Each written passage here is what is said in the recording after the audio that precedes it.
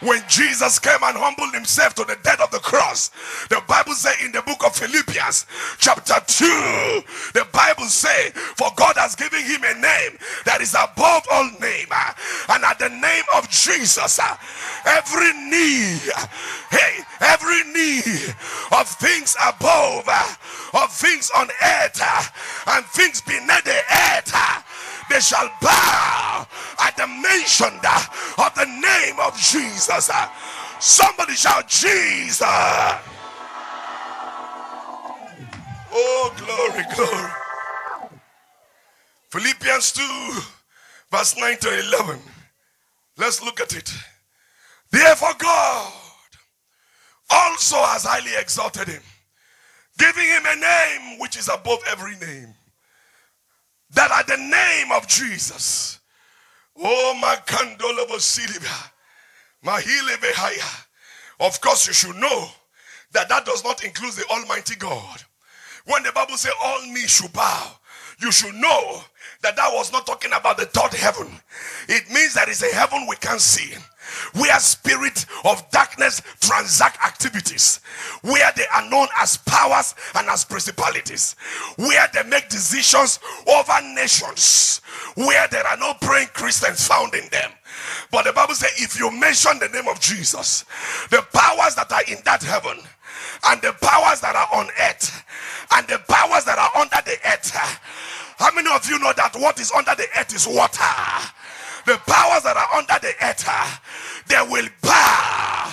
This morning I speak to every marine spirit militating against you from under the ocean. I decree on your behalf, let them bow by fire.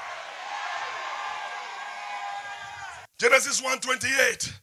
Then God blessed them, and God said to them, be fruitful and multiply, fill the earth, and what do? Subdue it. My God. The word subdue is an old English word for say take over and take charge. Fill the earth and subdue it. Have dominion over the seas of the sea, over the birds of the air, and over every living thing that moves on the earth. So I have given you dominion and authority over the fish in the sea, over the fly and the birds in the air, and over the earth. These three realms are Satan's strongholds. For every child of God, God has given you dominion and authority. Therefore, it's only by your ignorance and by your carelessness, by the demons ruling in these areas, can oppress you, can control you, can manipulate your destiny. But for everyone understanding knowledge by the existence of the word of God, they have control over these three realms. Somebody jump up and shout fire 7 times. Oh, look at your neighbor and say, I have dominion, I have dominion. I have dominion over them. Oh, say it one more time, say it with authority. I have dominion. Say it like you know it. I have dominion over them. Shout it again, I have dominion. How did all these things started? God created the heavens. God created the earth. God created the sea. In the heavens, he put birds. In the seas, he put fishes. On earth, he put animals. And then he created man. There was nothing as such. But something happened.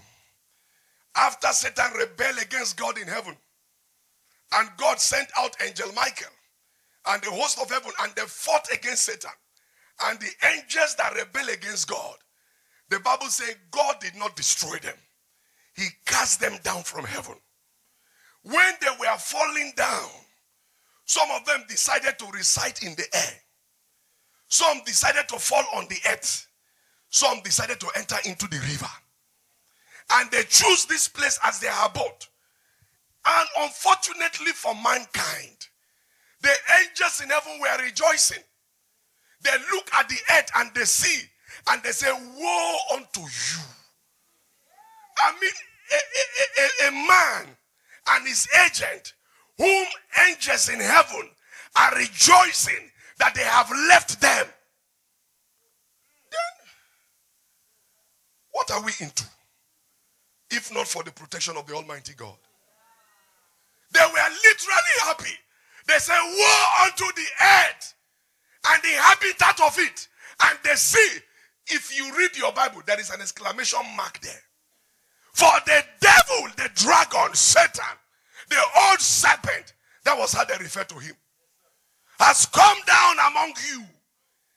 He came down with anger.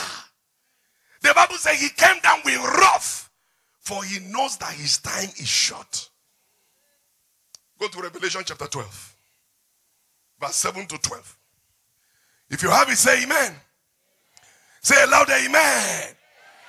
And war broke out in heaven. I've always said this. If there can be war in heaven, there can be war in your life. If there can be war where God Almighty dwells, there can be war in your family. If there can be war in heaven, there can be war in your business. If there can be war in heaven, there can be war in your home. So let it not look strange to you that there is war in your family. I mean, war took place right in the presence of the Almighty God. So if there is war around you, it is not strange, brethren, because it has happened to God. But the point is, every war that comes to you, God gives you victory. I thought I would hear a living amen. That's why men who don't believe in warfare, I wonder what Bible they read. Because in this life, you can't escape battles. And like I've always said, life is not funfair. Life is a warfare. You must go through war in this life, no matter how anointed and holy thou art. There are certain victories, level of promotion, that you never encounter until you fight. Oh, you have to fight. You have to fight. No matter how much a child desires to be promoted from one class to another, there is an examination to write. You might hate the class where you are. You might desire the class you want to be, but there is a hurdle. That hurdle is called examination. If you fail it, you repeat. If you pass it, you are promoted. The battles of life are the exams that we must write. If you like it or not, there is a battle to the next level of your life. I've said before, every new level has a new devil, but the devil is a liar. We are more than a conqueror. Somebody shout hallelujah. We don't run from battles. We are not scared of battles. Businessmen and women, pastors, ministers, hear the word of the Lord. Challenges will come, battles will come, that will confront you, confront your family, confront your ministry, confront your business. But that's no time to bow. Stand upon the word of God and declare by the Spirit of the Lord, I am more than a conqueror. How many will give their neighbor a high five and say, I am more than the devil. I am more than the devil.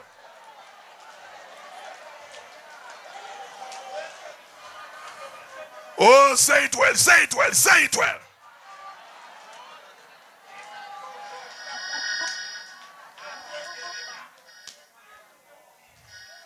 Look at your neighbor to the face and say, I'm more than Satan. I am more than Satan. Verse 7, Revelation 12. Verse 7, underline that in your Bible. And war broke out in heaven. Michael and his angel fought with the dragon. They fought with the dragon. Look at the neighbor and say, don't be afraid to fight. Oh my God, talk to your neighbor. Say, don't be afraid to fight. Oh, you got to fight for your children. Don't give up on your daughter. Don't give up on your son. You got to fight for your job. You got to fight for your ministry. You got to fight for your business. You got to fight for what the God of heaven has given to you. The devil is a liar. No devil is going to destroy my child. No devil is going to take my ministry. No devil is going to take my business. I will fight for my portion. Pray, pray, pray until something happens. Are you hearing me, somebody? Somebody shout hallelujah.